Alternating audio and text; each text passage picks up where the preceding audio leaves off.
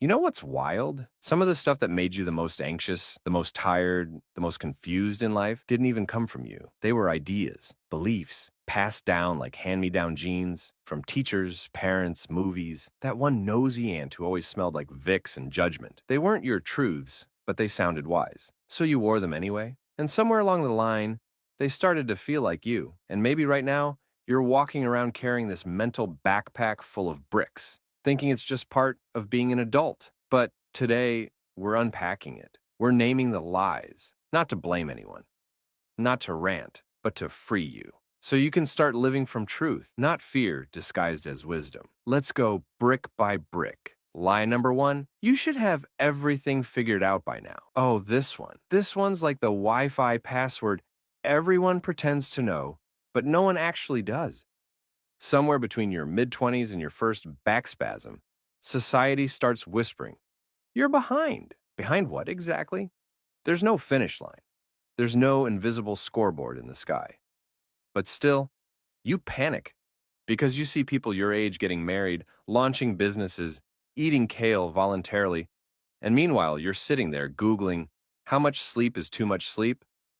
Listen, there is no timeline. You're not late, you're not early, you're not expired produce. You're a human, not an Amazon Prime package. Your journey is not a group project, it's yours.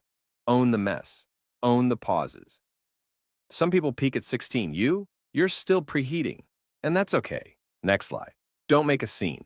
Raise your hand if this one's been living rent-free in your soul since childhood. You cry in public? Shh, don't make a scene. You speak your truth? Whoa, calm down. But let me tell you something. You were born to make a scene. You were born to raise your hand when something felt wrong, to cry when it hurt, to laugh too loud, to walk into a room and be noticed, not blend into the wall like emotional wallpaper. Making a scene isn't the problem.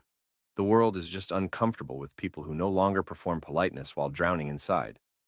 Be the scene. Be the whole theater if you have to. All right, here comes a spicy one. Strong people don't cry.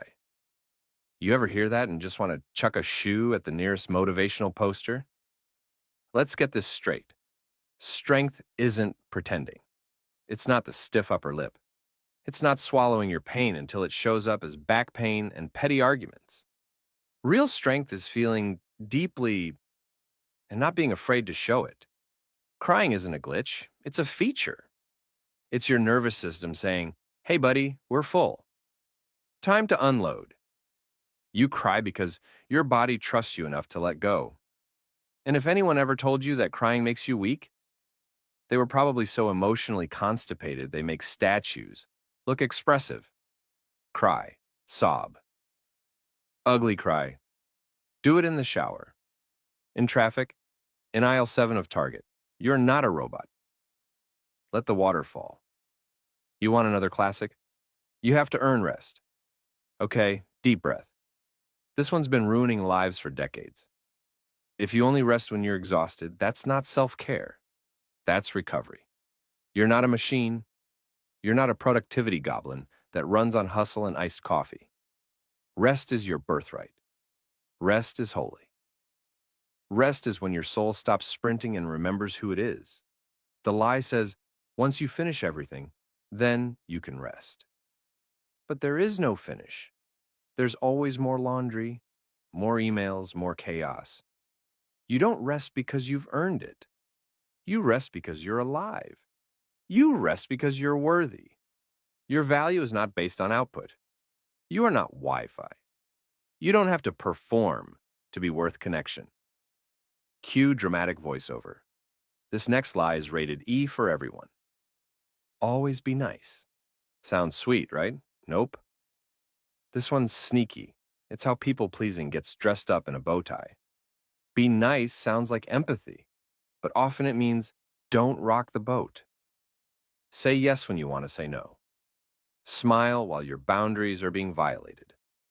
But here's the thing. You can be kind and still say hell no. You can be compassionate and still walk away. Being nice is about keeping the peace. Being real is about making peace with yourself. Don't be a doormat. Be a velvet rope. Not everyone gets access. You deserve a life where your soul doesn't have to wear a mask to be accepted. Now, this one, oof, this one's deep. If you fail, it means you're not good enough. Number no, it doesn't. Failure isn't a verdict, it's a teacher. It's that annoying but wise mentor that shows up when you thought you were killing it and whispers, "You missed a spot. You're gonna fail." Sometimes hard, sometimes spectacularly. The kind of fail where even your dreams need therapy. But hear me, failure is feedback. That's it. It's not your identity. It's not a tattoo. It's not a sign that you're doomed. You're not defined by your worst moment. You're shaped by how you respond to it. So fail forward, fail upward. Just don't stop. Don't make failure the villain. Make it the plot twist. Let me tell you a story. There was a girl, grew up thinking emotions were dangerous. She learned early, tears got punished, anger got shut down. She became quiet, polite, successful. But inside, she was empty, like a vending machine of smiles with nothing left inside. One day, her friend died, unexpected, out of nowhere, and for the first time in years, she cracked open. She cried, for days, for weeks, and somewhere in all that grief, something woke up. She realized her emotions weren't the enemy, they were the bridge to healing, to connection, to life.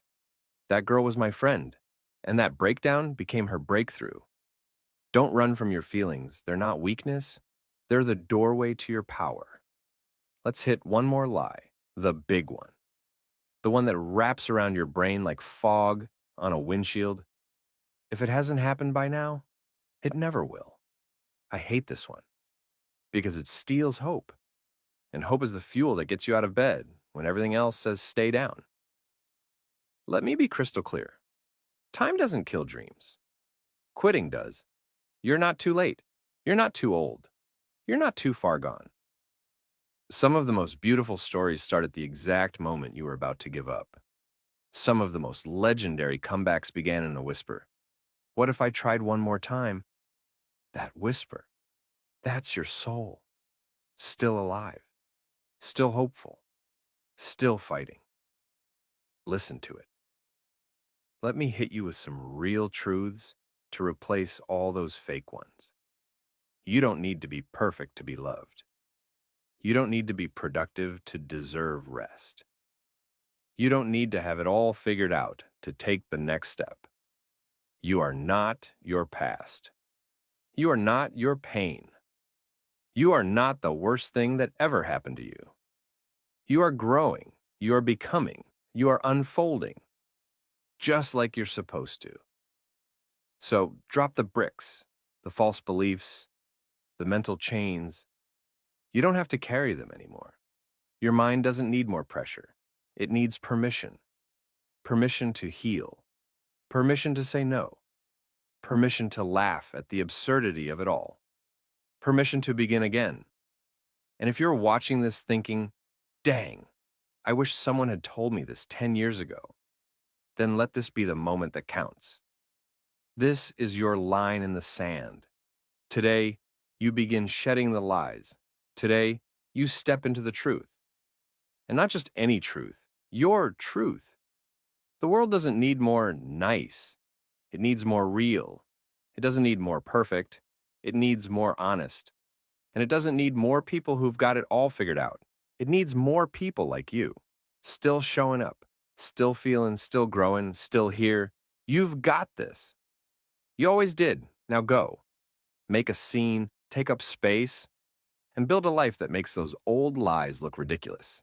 Because they were. And deep down, you always knew it.